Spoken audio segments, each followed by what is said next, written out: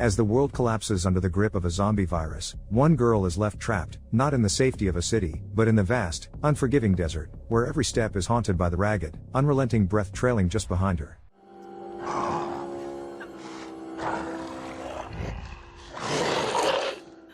In the blink of an eye, the world falls apart. Millions die, only to rise again, relentlessly hungry for flesh. A zombie apocalypse swiftly engulfs civilization, where survival is the only thing that truly matters. Amid the chaos, Molly, a nightclub dancer, and her boyfriend Nick, a small-time gangster, make a desperate decision: escape Las Vegas. The cities are overrun, swarming with the undead. Their only hope is to find somewhere quiet to wait it out, or get off this blood-soaked, God-forsaken land altogether. Word spreads about a small private airstrip, 100 miles outside the city. Nick's buddy Jimmy heads there first with a few friends to scout it out. When they find functioning planes, Jimmy calls Nick with a plan: fly to Mexico, one of the last safe places. He promises to wait for them, but not for long. Time is running out. As they race through the desert, things start to quickly spiral. Molly, coming down from a mix of alcohol and illegal powder, gets violently sick. Nick pulls over to let her breathe. Once she recovers, they try to keep going, only to realize the car's rear wheel is buried in sand. Nick tries to dig it out, but only makes it worse. Molly suggests finding a board or something to wedge under the tire, but they're in the middle of nowhere, there's nothing around. Nick knows they're running late and calls Jimmy, pleading with him not to take off without them.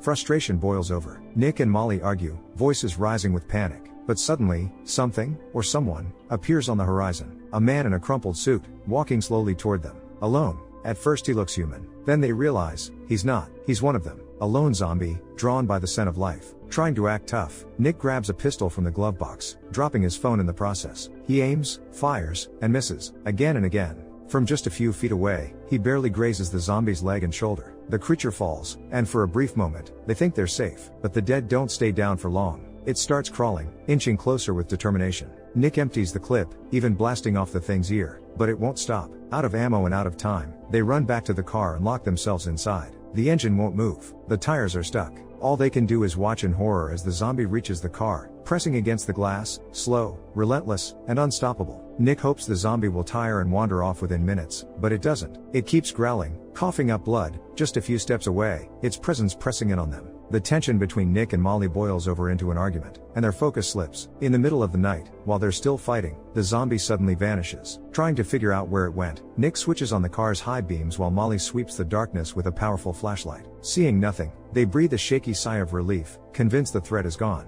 They need to find a phone to call Jimmy and warn him they're running late. Stepping out of the car, they spot a phone, but their brief hope is shattered. The zombie, hidden in the shadows, attacks suddenly, sinking its teeth deep into Nick's neck. Molly watches in horror, powerless to help. As the creature tears Nick apart, devouring his insides, she knows she has only minutes to pack and flee. She grabs water, food, booze, some drugs, Nick's flashlight, and his phone. She steals a glance back, and the zombie is gone again.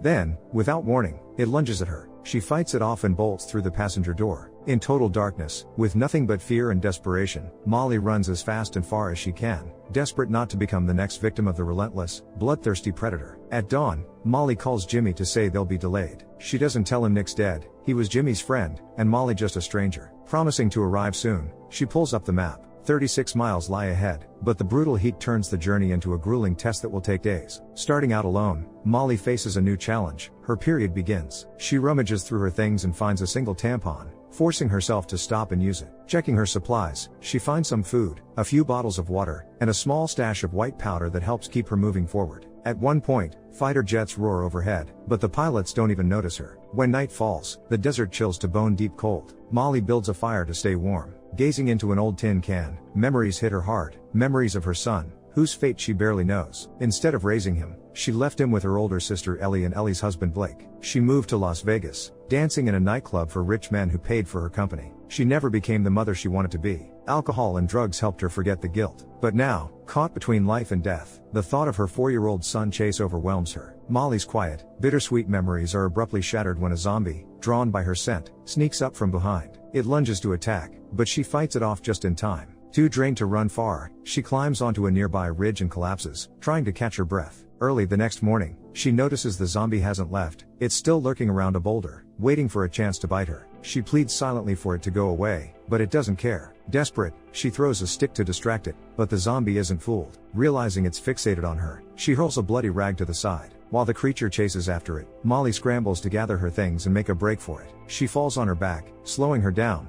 but manages to push through and get moving before the zombie closes in. She soon figures out the zombie moves slow but steady, relentless but predictable. If she keeps up a fast pace, she can stay ahead. Losing her grip on reality from the heat and lack of drugs, Molly starts talking to the zombie. It stays silent, but somehow she feels like it's listening, like it understands her. The monster in the suit becomes her strange, silent companion, a mirror for her thoughts and fears, though she doesn't expect a reply. After hours on the road, she stumbles on an abandoned house and decides to hide there for a while. A little distance from the zombie, she finds a room with a mattress and manages to get a few hours sleep. But a noise wakes her. Her relentless pursuer has found her again. It checks every room, and with no way out, Molly hides in the bathroom. A venomous scorpion crawls over her skin, but she can't move. The zombie is just behind the shower curtain. Fighting panic, she stays perfectly still, refusing to give herself away. The next day, Molly pushes on toward the airfield, but the zombie is right behind her again. She tries to scare it off by throwing rocks, but it doesn't back down. Forced to run, she compares it to those creepy club clients who stalk her everywhere. She suspects that in life, this monster was probably a killer, a maniac who took many lives. Realizing she can't lose it, she gives it a name, Smalls. Talking to it like a weird new friend, she keeps up a running conversation with the silent zombie that never leaves her side. Every moment she pauses, it tries to grab her. The only place she feels safe is on high ground, the one spot the living dead can't reach. At night, she camps on the ridge, a fire burning to keep the monster at bay. Somehow, it doesn't seem as terrifying anymore. Being near it feels oddly calming. Sometimes, she even feels like it's really listening, really understanding. The next morning, Molly calls Jimmy again, begging him to hold on a little longer. She's almost there, but her phone's about to die, and if it does, she could get lost and be delayed for hours. Talking to Smalls, Molly confesses she never really loved Nick. Honestly, she's almost relieved he's gone. She just used him, a powerful lover, as her ticket to safety in Mexico, planning to ditch him once she got there. A few hours later, Molly finds herself caught in the heart of a sandstorm. Disoriented and struggling to get her bearings, she accidentally bumps into a zombie and flees blindly into the unknown.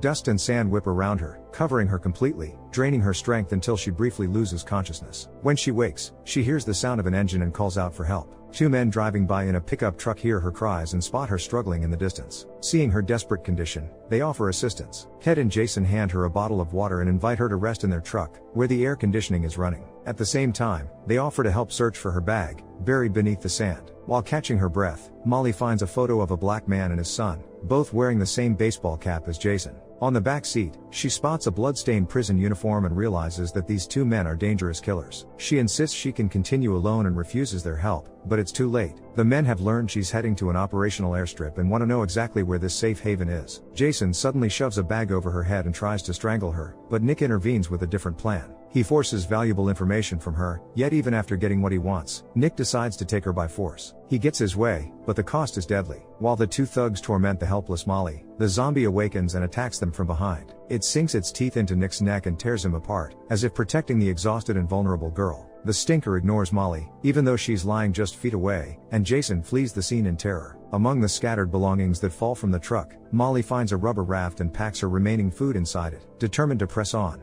The zombie still follows her, but she's no longer afraid. She's learned that people can be far more terrifying and cruel than monsters. When she reaches a place littered with old tires, Molly decides to make the stinker a more useful companion. She ties the raft to a tire and slips it around the zombie's neck, giving herself a moment to rest. As she moves forward, she talks to the creature like a friend, sharing stories about herself, her son, and her family. Her most treasured possession is an old tin can she once used to make a toy phone. She and Chase used to play by talking through the cans, but now it's a cherished piece of her past. After some time, Molly finally gets a chance to rid herself of the monster. She ties the other end of the rope to a heavy rock, trapping the stinker so it can't move and will be stranded in the desert forever. It seems like the obvious choice, but over the course of their journey, Molly has grown attached to the zombie. Despite its grotesque appearance, the Walking Dead has become a friend, the one who saved her when she was at her weakest. Now it looks pitiful and lost, like it can't imagine surviving without her. Moved by compassion, Molly frees it, on one condition, that it never attacks her or tries to make her its next meal. That evening, she keeps talking about her son, and for the first time since Chase came into her life, she feels a deep, instinctive pull of motherhood. She doesn't know what's happened to him, or if he's even alive, but she clings to the hope that Ellie and her husband managed to escape the US and save her boy. The next morning, Molly and Smalls press on. As soon as they step onto the road, Molly spots a convoy of armored vehicles and troop transports rolling by. She quickly tells Smalls to hide, fearing the soldiers might kill him on sight. The convoy rumbles past, but one vehicle slows down, a few soldiers stepping out to investigate something suspicious up ahead. Molly approaches, convincing them that everything's fine. But when Smalls wanders onto the road, it terrifies the soldiers. Shielding the zombie with her own body, Molly pleads with them not to shoot. Still, a soldier fires, a single shot that slams into the monster's knee before they speed away. In agony and helpless, the zombie bites Molly's finger, not out of malice, but pure instinct. Molly's blood runs cold as she realizes how fast the virus spreads. Fighting the infection, she finds a large rock and brutally amputates her finger. Blood pours freely, but she seals the wound with duct tape and urges Smalls to keep moving. He can't walk on his own, but Molly won't abandon him.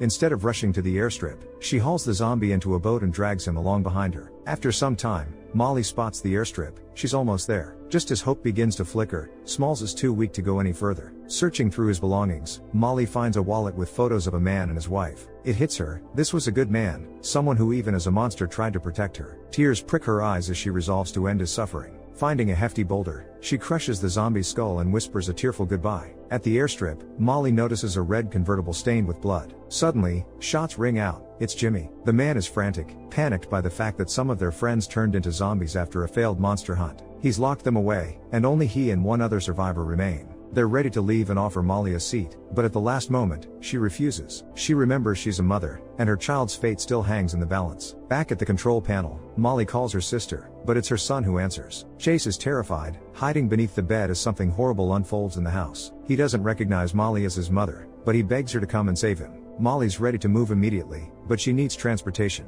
The keys to the convertible are still with the man who turned into a zombie, so she has no choice but to enter the room filled with monsters. Grabbing a wrench, she steps inside and finds a dead soldier. Suddenly, a bearded zombie lunges at her, but a few sharp blows to the head stop him cold. Pushing forward, Molly encounters another zombie, its face mangled, as if a zombie dog had torn into it. The creature attacks and knocks her down, causing her to lose her tools. Desperate, she grabs a drill and drives it straight into the zombie's brain. Molly manages to find the keys and makes her way to the outskirts of Los Angeles. The neighborhood is a scene of utter chaos and devastation, but she's laser focused on one thing: finding and saving her son. Armed with nothing but a shovel, she steps into her older sister's house, immediately confronted by signs of brutal violence and disorder. Blake is dead, and Eli had set herself on fire to avoid becoming a zombie. After thoroughly searching the house with no sign of her son, despair crashes over Molly. Tears stream down her face, until a faint rustling from a distant room catches her attention. She cautiously investigates and finds Chase, alive. Overwhelmed, she promises him she'll protect him no matter what.